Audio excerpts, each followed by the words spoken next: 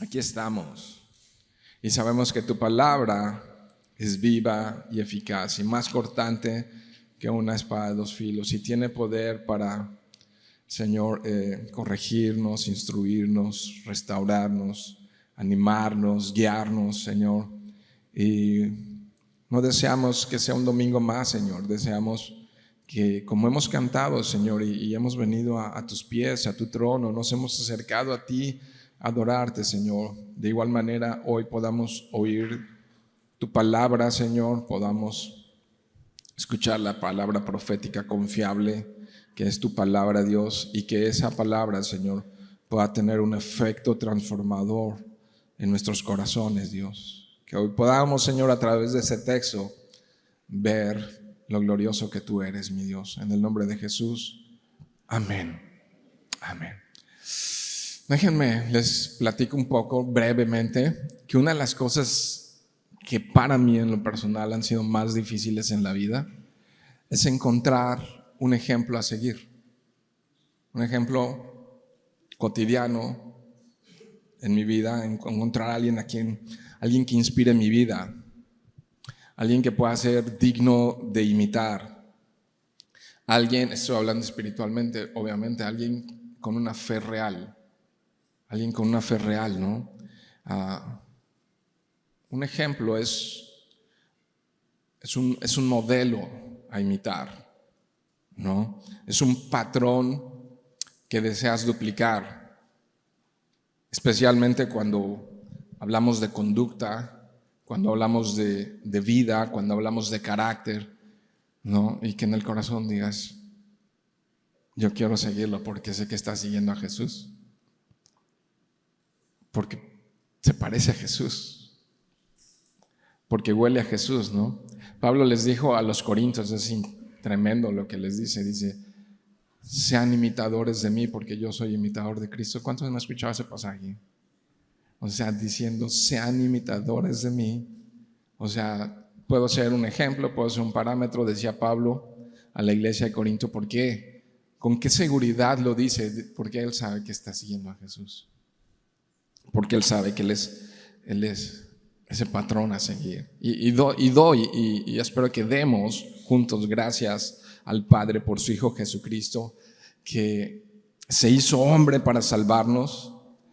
Pero dice la Escritura, lo que vamos a leer hoy, que no solamente vino a salvarnos, sino también a dejar sus huellas, nuestro Señor Jesús, a dejar sus pisadas para que andemos por ellas. ¿Qué significa eso? Si no es que nos dejó su ejemplo para que lo imitemos, ¿no? Obviamente, cuando hablamos de imitar a Jesús, estamos hablando de imitar su carácter. Hay muchas cosas que no podemos imitar de Él, ¿no? Cosas que tienen que ver con su cultura, que tienen que ver con el contexto, ¿no? No podemos vestirnos como de esa época, no podemos comer las mismas cosas, muy probablemente no podemos hablar el mismo idioma, ¿no? Pero sí podemos imitar su carácter. Por lo cual se sobreentiende que debemos leer y releer su palabra para que cada día nos parezcamos más a Él, para que se note que somos sus discípulos.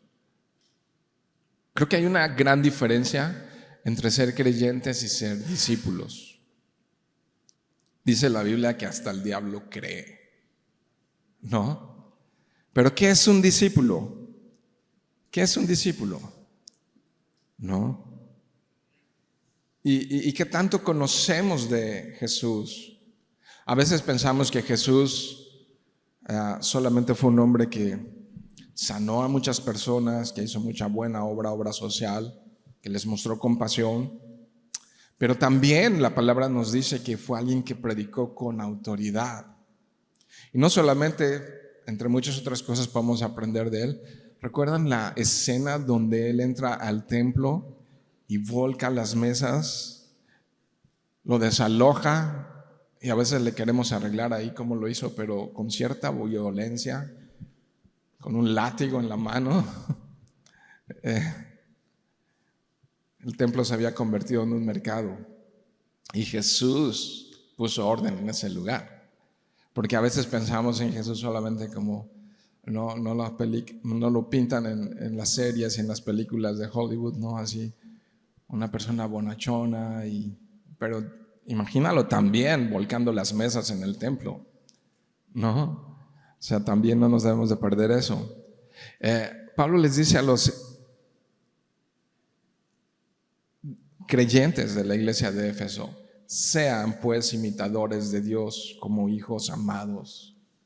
Imitadores de Dios como hijos amados. Entonces la pregunta para comenzar es: ¿qué somos? ¿Creyentes o somos discípulos? Y si somos discípulos, si somos seguidores de Jesús, no podemos evitar pensar que la gente, que dice el autor de Hebreos, que tenemos una gran nube de testigos en derredor nuestro. ¿Han leído eso?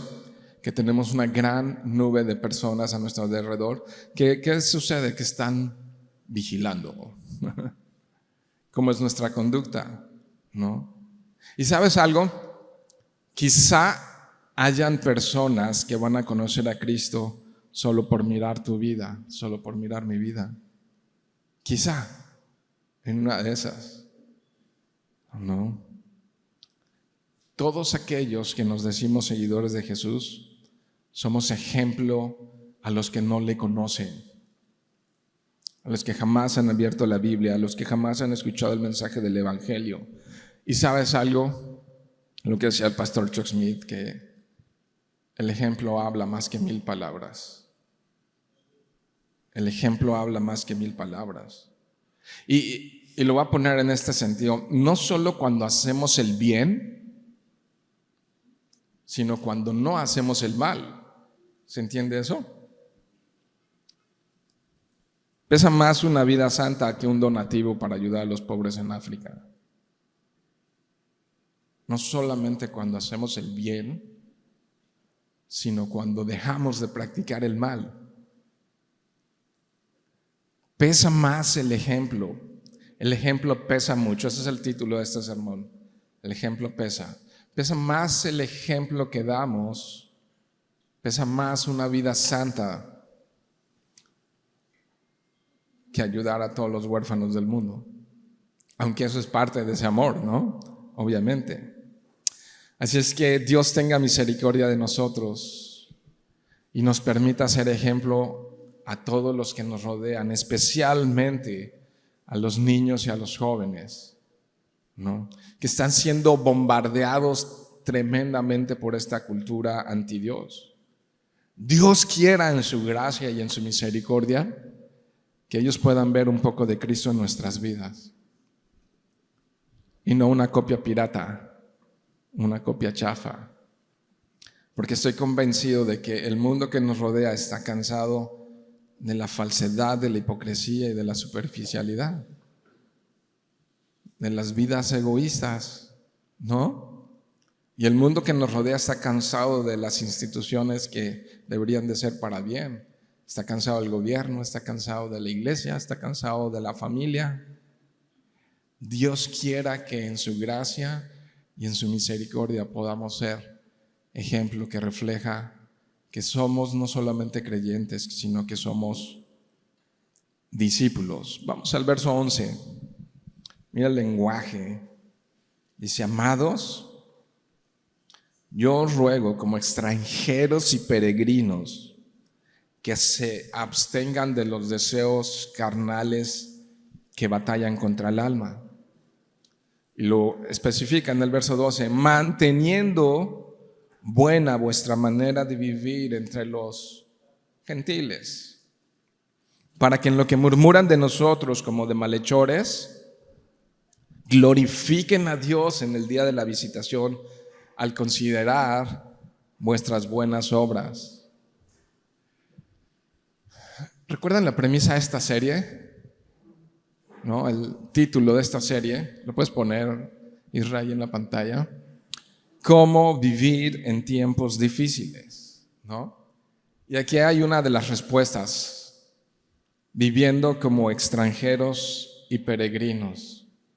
Pero me gusta cómo comenzó este versículo diciéndonos amados. Y principalmente, ¿por quién hemos sido amados? por Dios, amados por Dios. Eso cambia la manera de mirar esto que llamamos vida.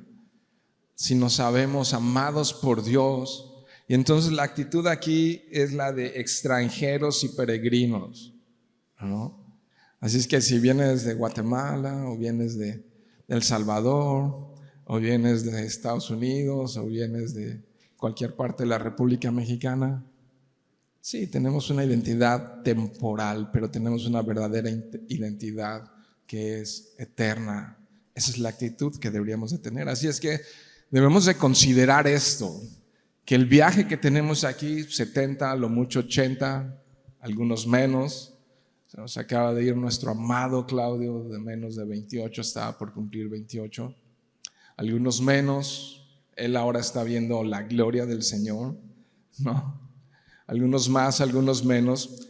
En este viaje deberíamos de considerar que si graficamos 70, 80 años con la eternidad, es un viaje muy, muy corto, ¿no?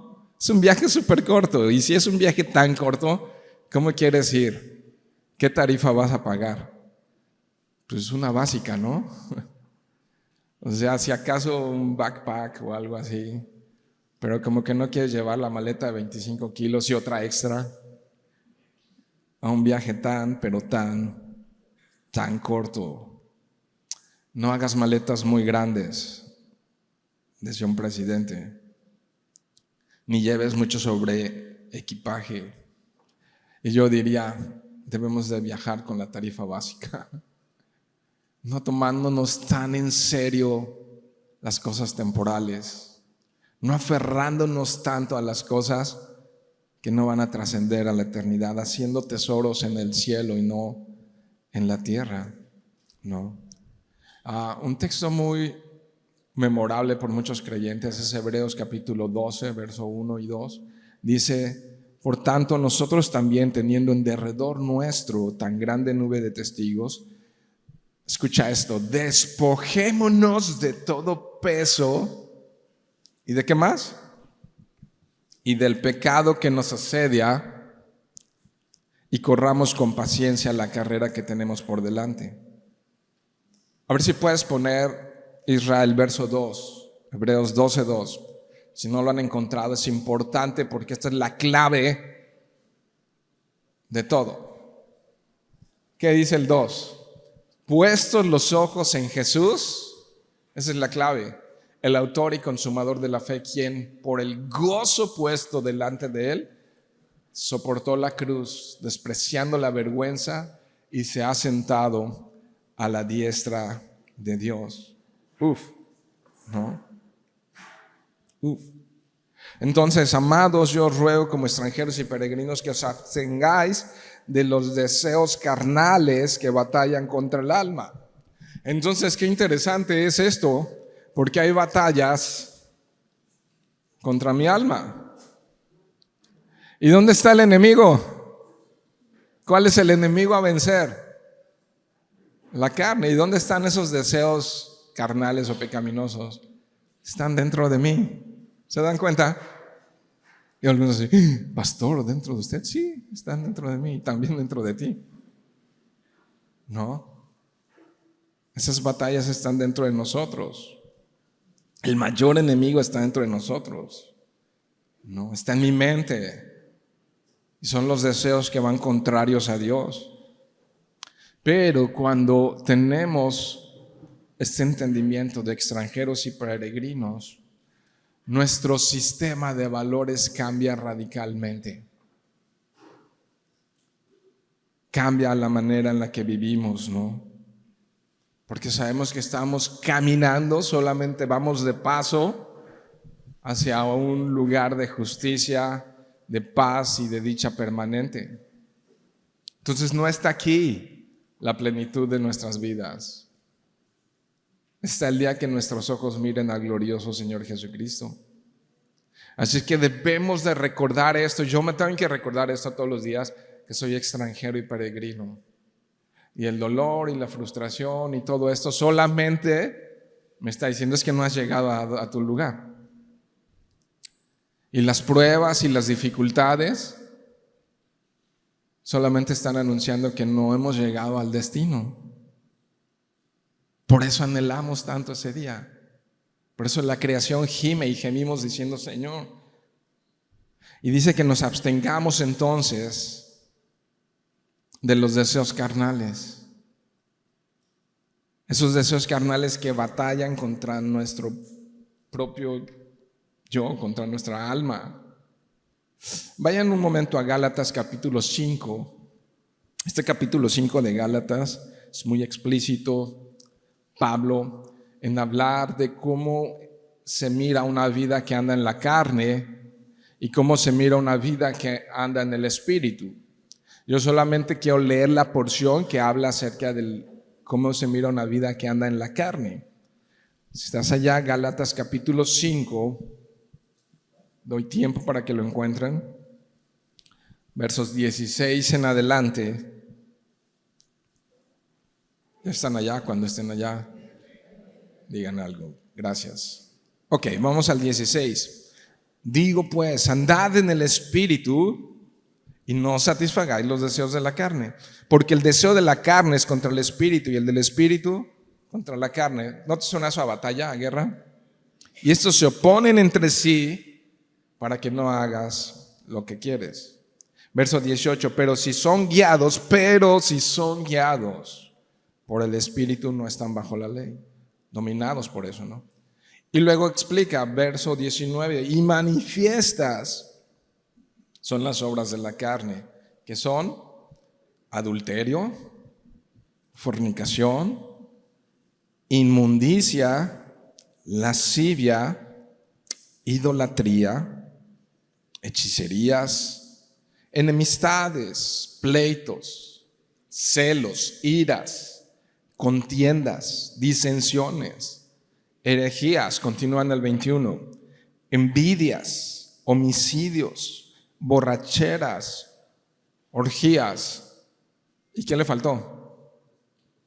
Lo que quieras, y cosas semejantes a estas.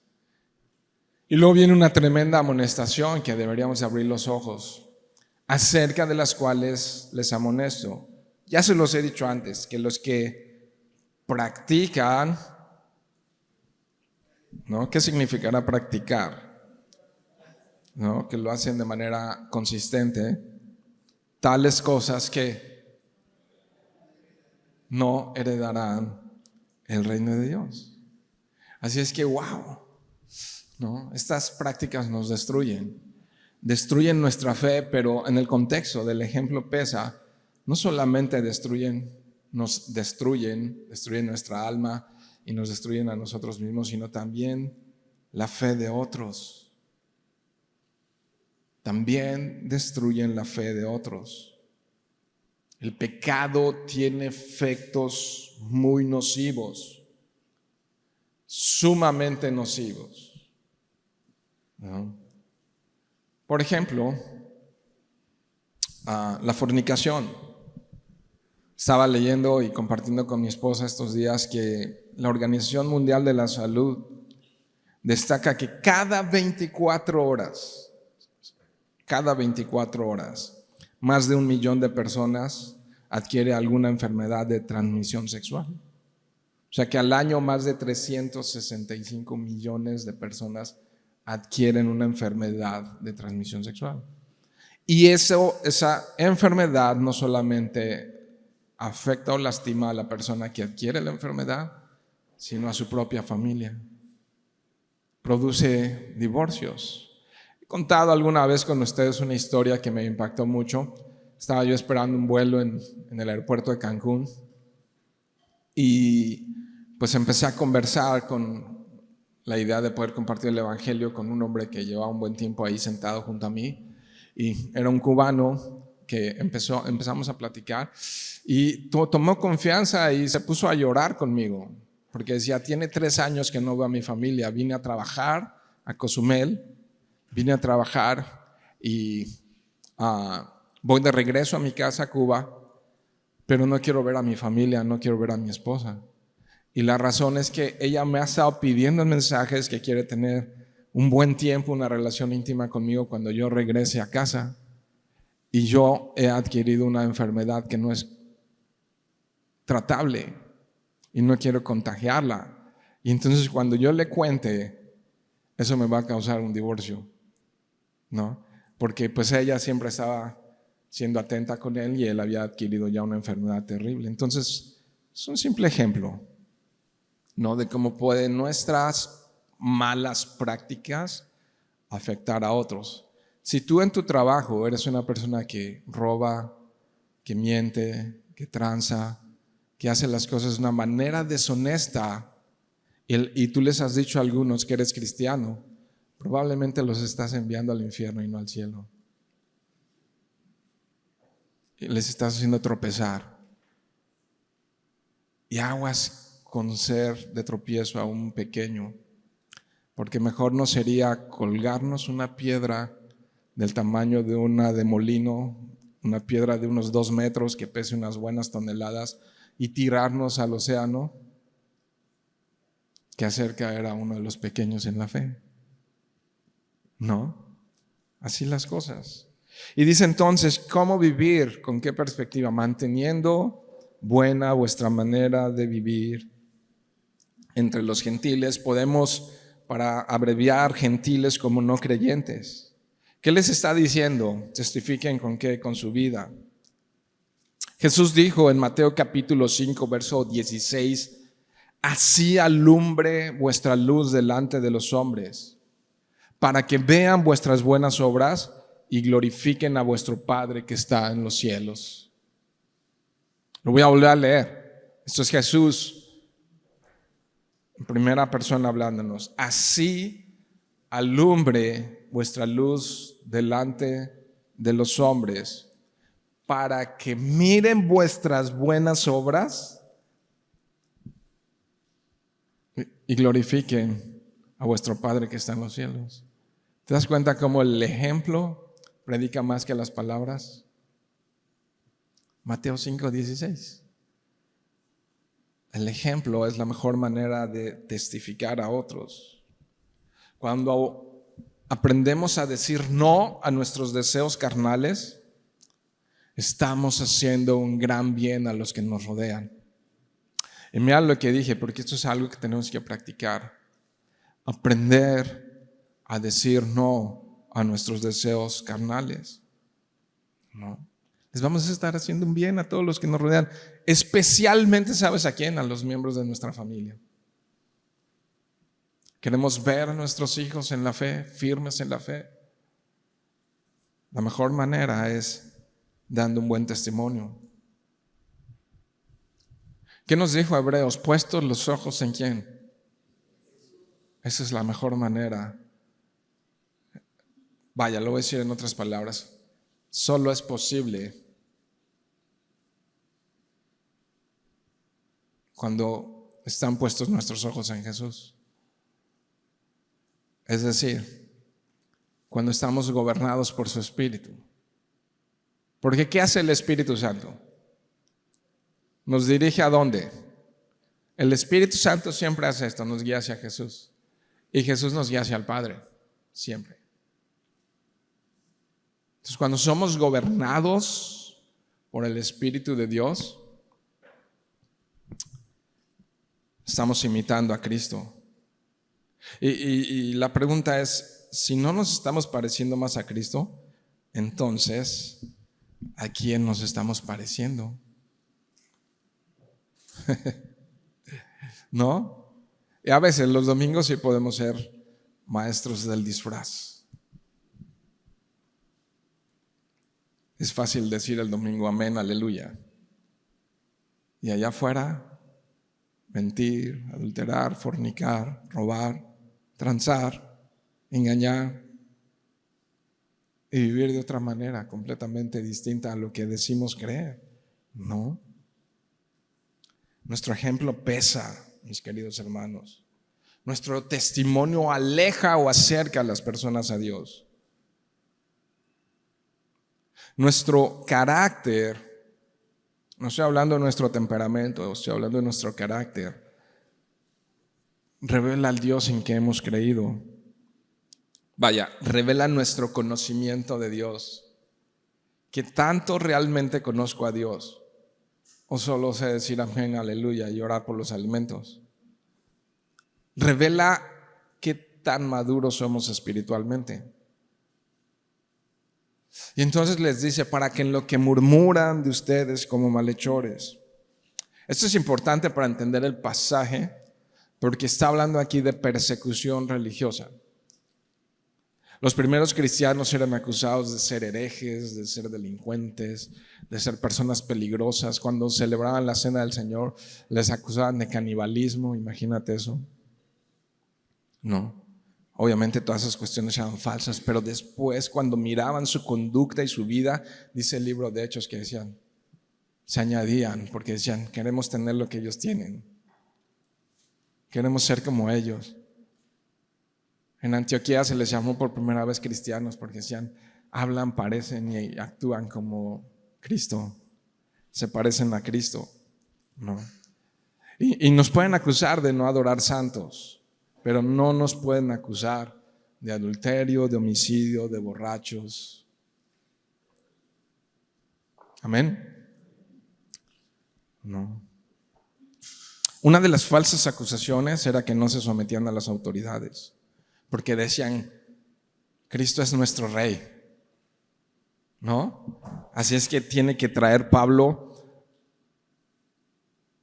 instrucción específica.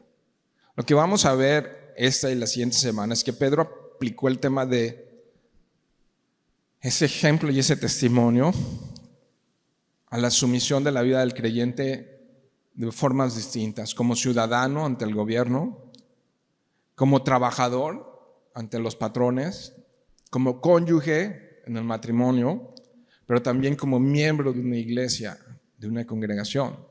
El verso 13 entonces comienza como ciudadano y dice, por causa del Señor, sométanse a toda institución humana, ya sea al rey como superior, ya a los gobernadores como por él enviados para castigo de los malhechores y alabanza de los que hacen el bien, ¿no? Entonces dice, ¿por qué razón?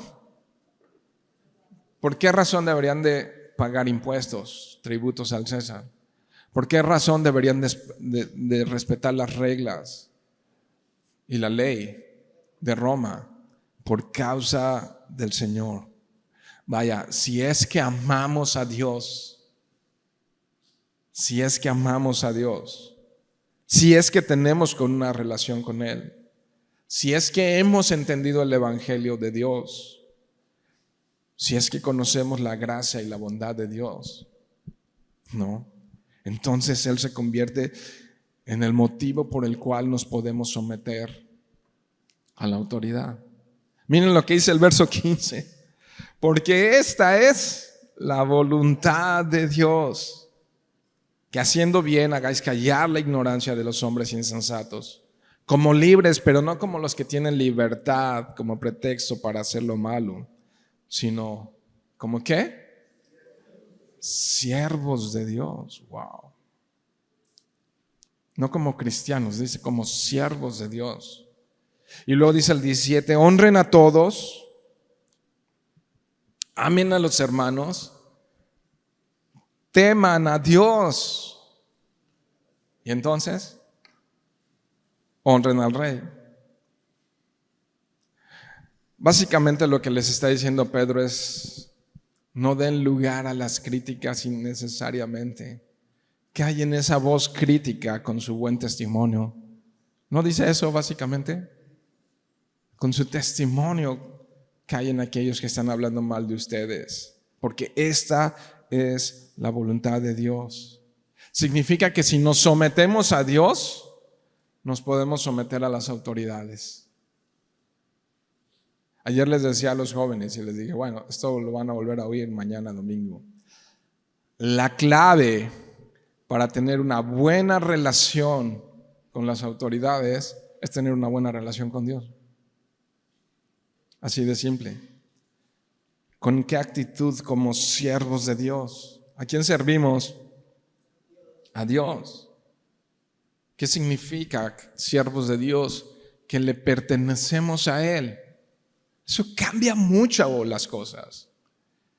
¿Te perteneces a ti mismo? ¿Eres tu propio jefe? ¿Te mandas a ti mismo? Ok, está bien, ya sé cómo vives. Y así, y el egoísmo y todo lo demás. Pero si sabemos que alguien pagó un alto precio por nosotros, que alguien derramó su sangre en la cruz, es un precio muy alto porque es una sangre sin mancha, una sangre perfecta. La sangre del único inocente que ha habido en toda la historia fue derramada, lo vamos a leer más abajo en este mismo pasaje, por amor a nosotros. Eso es el precio que Él pagó y nos compró del mercado de los esclavos al pecado y nos ha trasladado a su reino, al reino de luz. Eso dice la Escritura. Entonces dice como siervos de Dios. Cambia mucho porque a veces nos sentimos el jefe de jefes y no es una taquería. Bueno, sí es una taquería. Nos sentimos, como decía el poeta, con trono y sin corona, ¿cómo era? Ustedes se la saben mejor. La del rey, ¿no? Nos sentimos el dueño del pueblo, ¿no? Pero los cristianos se someten a su mayor autoridad, que es Dios. Él es, le pertenece. Dice ahí, temiendo a Dios. A muchos no les gusta escuchar eso, piensan que Dios es puro amor. Pero ¿cuántos saben que su amor también es justicia? Y la justicia también incluye dar castigo a la desobediencia. Y Dios es un Dios justo. Y Dios también tiene esa fase de juez. Lo vimos venir como cordero inmolado. Pero Apocalipsis capítulo 1, toda la descripción que viene en el capítulo 1 de Apocalipsis, lo describe como un juez santo que viene a traer y a poner orden a todas las cosas. Debemos de temer a Dios. Ahora, si no creo que Dios me puede castigar y disciplinar, entonces, aunque venga todos los domingos, voy a vivir como un ateo práctico, como alguien que no cree en Dios. Por cierto, ahí en el tema de siervos de Dios, como siervos de Dios, te recomiendo un libro, quizá lo puedas conseguir en la librería de tu, y yo volteo a ver a Connie, ¿no? En tu librería favorita, hay muchas, espero que sea la de Connie. Ok, hay un libro muy interesante que quizás si te gusta leer, lo consigas, Esclavo, así se llama, de John MacArthur. Entonces ahí te lo recomiendo. Y luego dice que honren a todos, ¿no? Esa es la conducta de este lado de la eternidad. ¿Qué significa eso? Apreciar, estimar, respetar. ¿Sabes cómo se dice o se decía? Buena educación, ¿no? Está bien educado, es amable con todos. Y hay un refrán popular que también tiene sabiduría y dice que lo cortés no quita lo valiente. En inglés le llaman good manners, ¿no? Buenas maneras, buena educación, aprendiendo a ser amables, respetuosos, apreciar, usar palabras llenas de gracia. Dice, amen a los hermanos. Codea al del junto y dile, te hablan. Una comunidad sólida de personas que se aman es de gran testimonio a aquellos que no conocen. Cuando nos amamos unos a otros, estamos dando testimonio al mundo. Pero si tú le estás picando los ojos y poniendo el pie a tu hermano en la fe, entonces eres de tropiezo. No. Y deberías de cambiar tu corazón, humillarte y ordenar tu vida. Honrad al rey, otra vez, ¿no? Tema de la autoridad. Entonces, temer a Dios y honrar al rey van de la mano. Amén. Dice Romanos 13:1.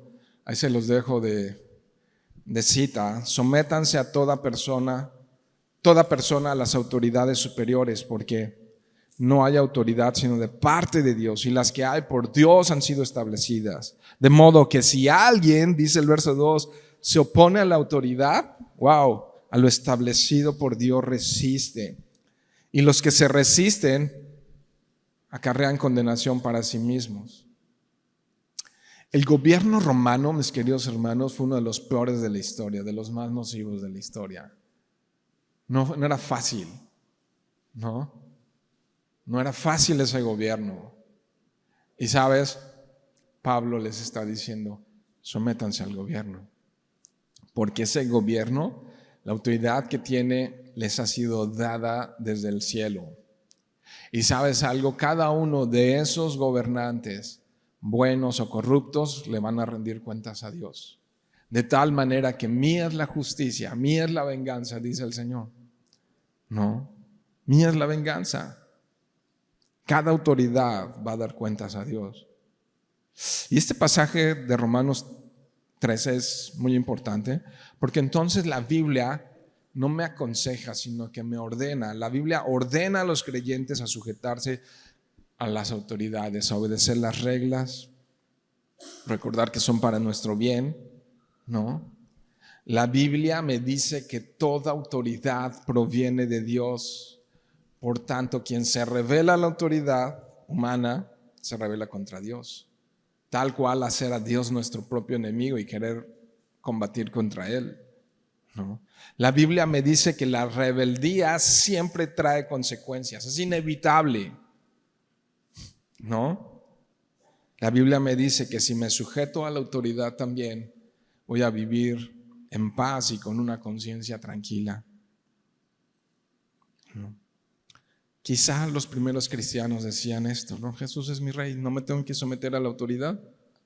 Y hoy muchos creyentes viven bajo sus propios parámetros, bajo sus propias normas, ¿no? Y Pedro está corrigiendo y les dice, vivan como extranjeros y peregrinos. Y mientras están en este camino de regreso a casa, sujétense a la autoridad local porque es la voluntad de Dios. La segunda idea es similar. Si pueden ir ahí al siguiente verso, al verso 18. Habla de sujetarse los trabajadores o los empleados a sus jefes en el trabajo, ¿no? Dice el 18, criados, estén sujetos con todo respeto a vuestros amos. Y mira, se pone bien intenso. No solo a los buenos y afables, sino también a los difíciles de soportar. ¿Seré yo? ¿Acaso seré yo?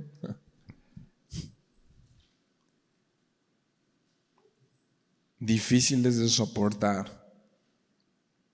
O sea, seguramente nos vamos a topar con gente nefasta. Con gente súper difícil. Con gente que aprendió no sé en qué escuela, una escuela mala, a dirigir solamente a base de insultos, de gritos y de groserías, a imponer su autoridad de una manera equivocada, ¿no?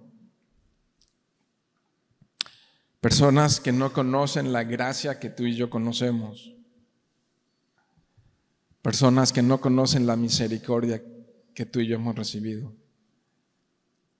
Personas que no han sido lavadas con la sangre del Cordero. Personas que no han sido regeneradas en su alma por la misericordia, la gracia y el perdón de Dios. Y nos va a tocar estar con ellos, ¿no? Qué difícil es soportar a las personas difíciles, ¿no crees? Porque se dice fácil, ¿o no? Y así todos, amén, sí, claro. Pero sobre todo cuando están en autoridad y te están haciendo la vida difícil, ¿no? Es súper complejo, se lee fácil. ¿Sabes qué dijo Jesús? Dice, amen a vuestros enemigos. No solo los amen, háganles el bien. Les dijo, sean misericordiosos porque vuestro Padre es misericordioso. ¡Wow! ¡Wow! ¿Sabes algo? Dios es bueno con los ingratos y malos como yo, como tú.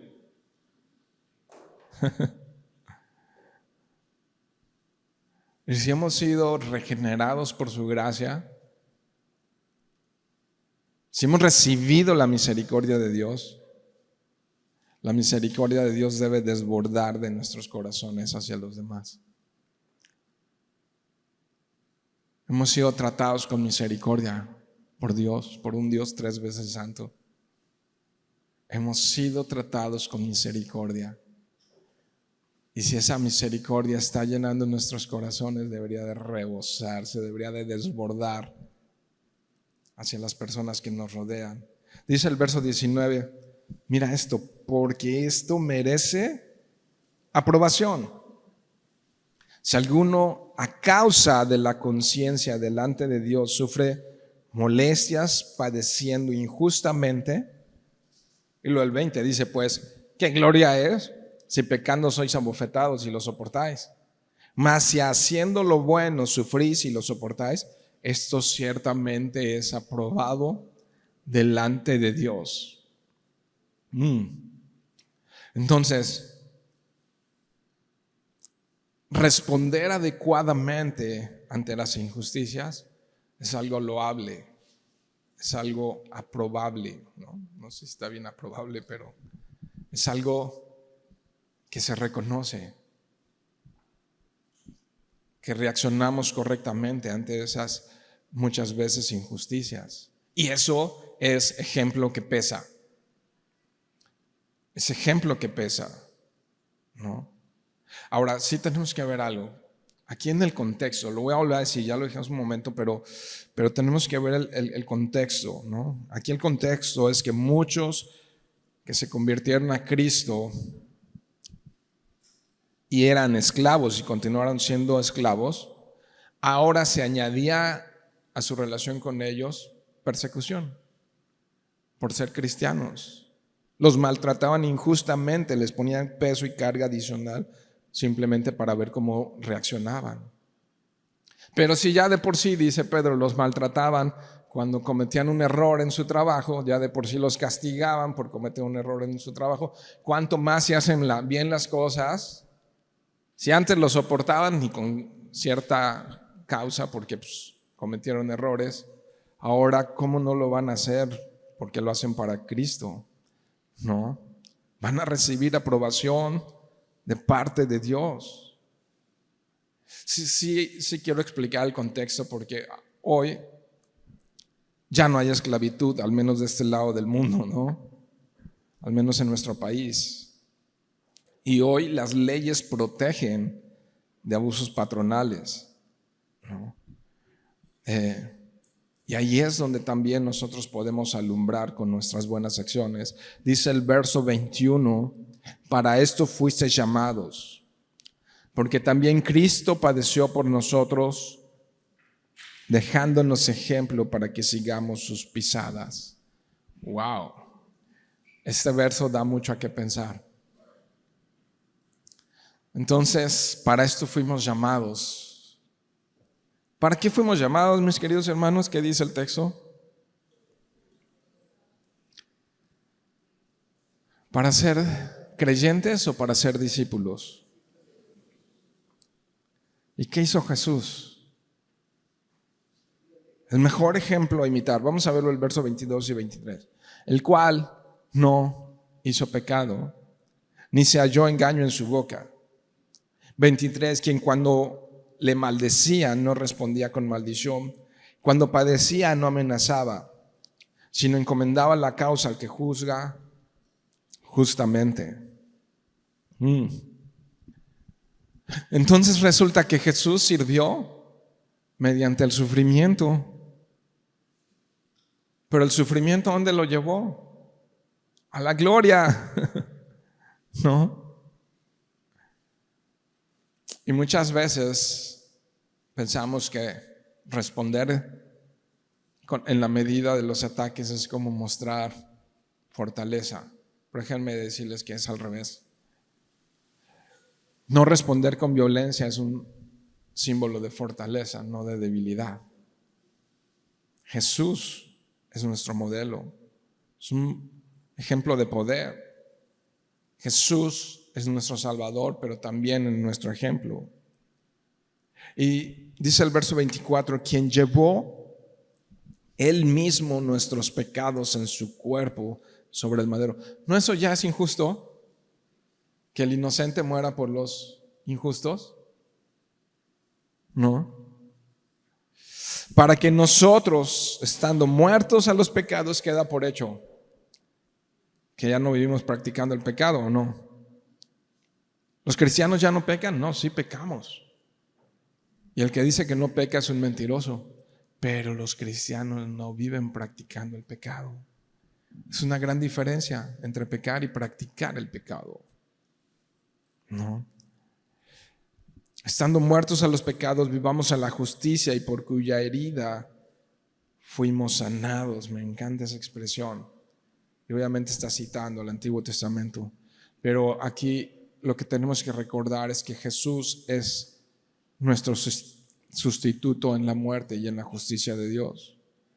Ahora, otra vez, Jesús padeció, pero aquí el contexto es persecución religiosa. No, eran perseguidos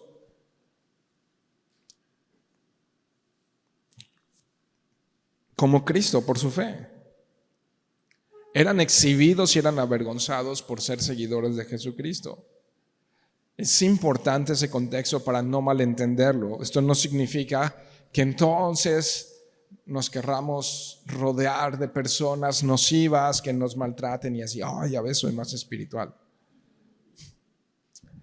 El amor no está peleado con poner límites a las personas.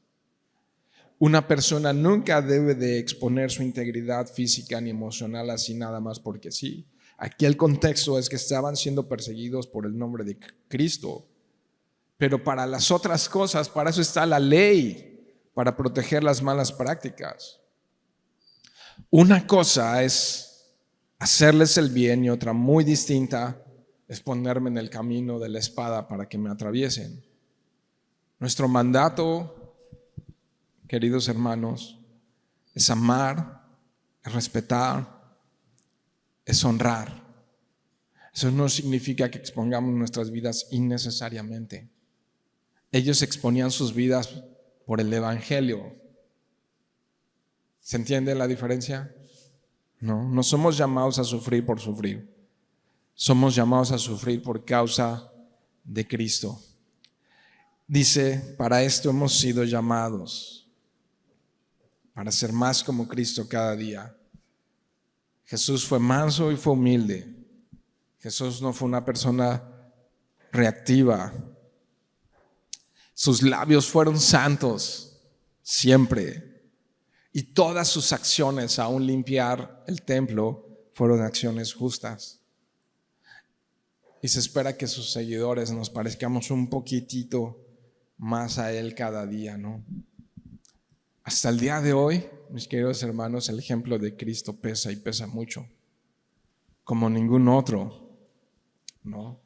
Pero sí debemos ver estas cosas, que tenemos la palabra de Dios para tomar e imitar todo el ejemplo de Cristo en cuanto al carácter de Cristo, pero a la vez tenemos que considerar que muchas personas nos están mirando y están mirando nuestra fe, ¿no?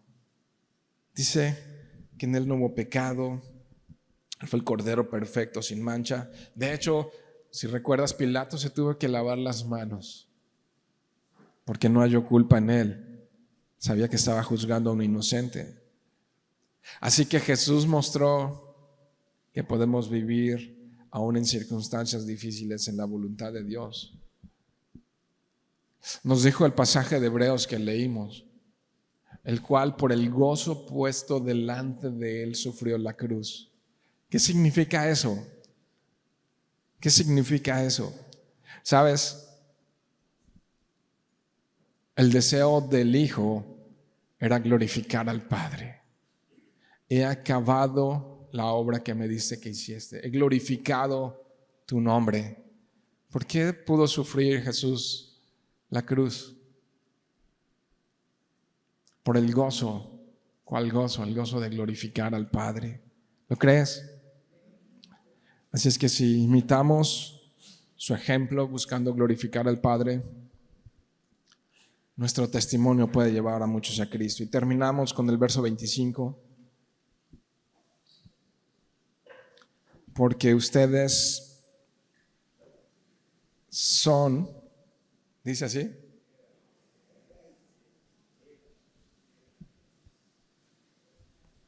entonces mal mi versión, porque ustedes eran como ovejas descarriadas. ¿Ven por qué es Salmo 23 hoy?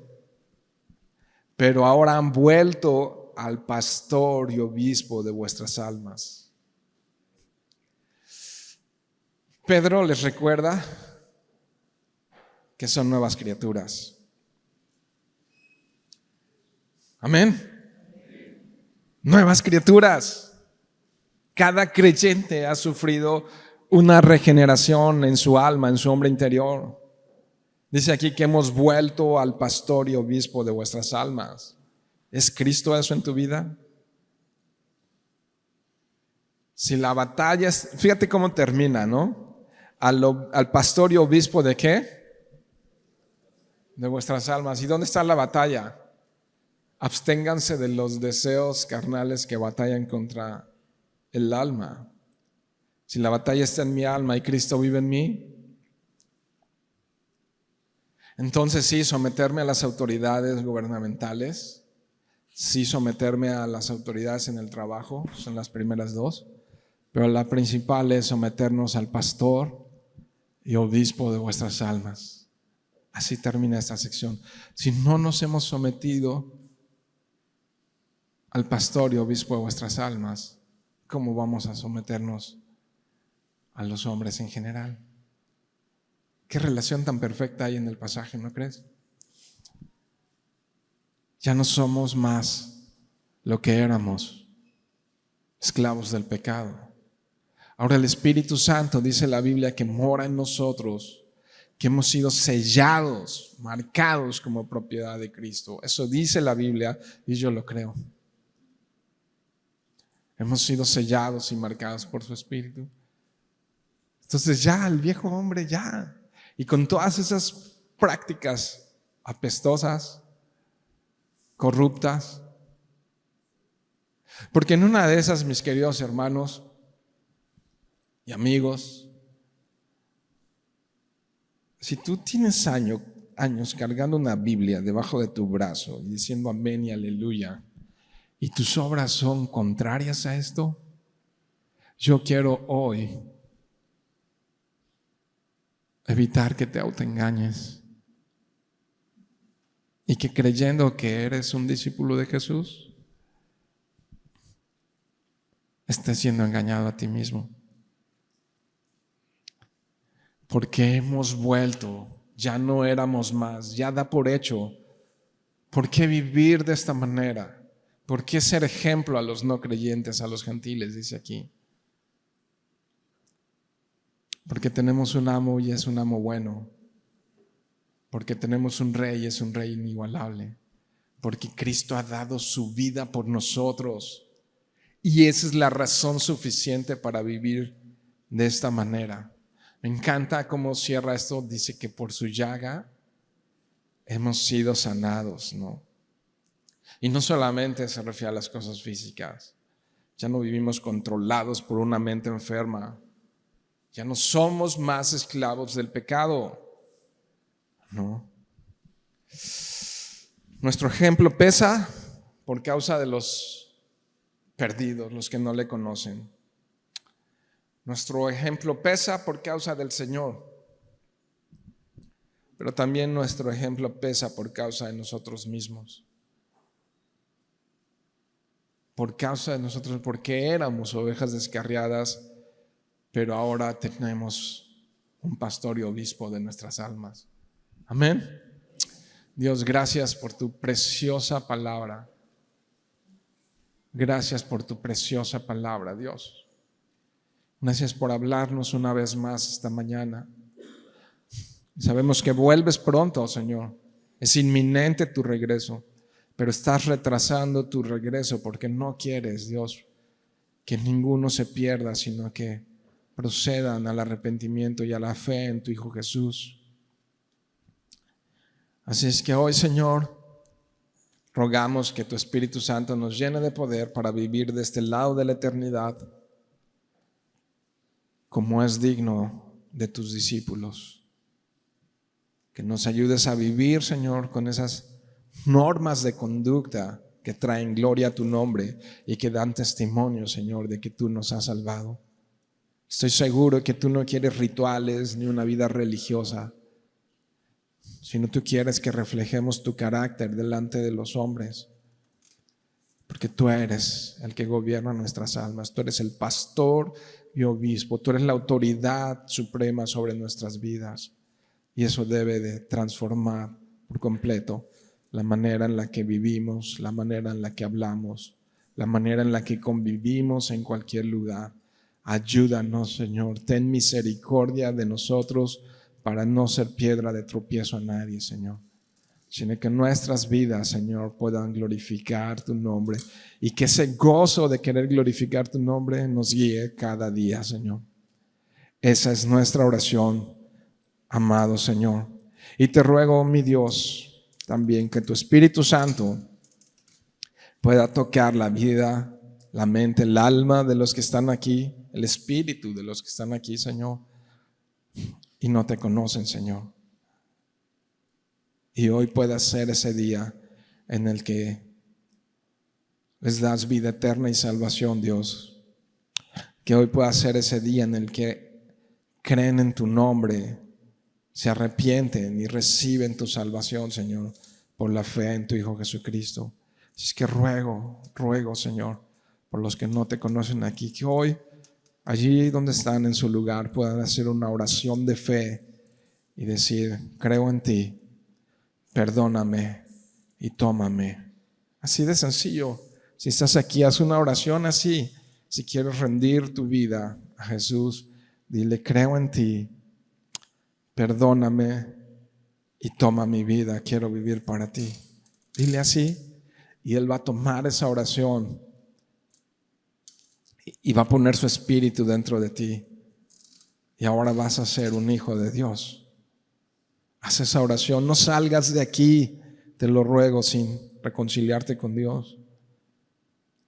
No salgas de aquí, no sabemos si viviremos el día de mañana, así es que yo te suplico, no te vayas de aquí sin reconciliarte con Dios. Esta vida es corta, esta vida es muy corta, nos espera toda una eternidad, con Él o sin Él. Así es que te ruego, reconcíliate con Dios. Y Padre, gracias también te damos, Señor, por tu iglesia. Guárdala, protégela, bendícela. Llénanos de tu poder, de tu Santo Espíritu, Señor. Llénanos de tu Santo Espíritu, llénanos de dones para practicarlos entre nosotros y vivir con una fe ferviente hasta que tú regreses, Dios. Y te ruego, Dios, que abras nuestros labios para testificar de ti allá afuera con el ejemplo y también con palabras. En el nombre de Jesús.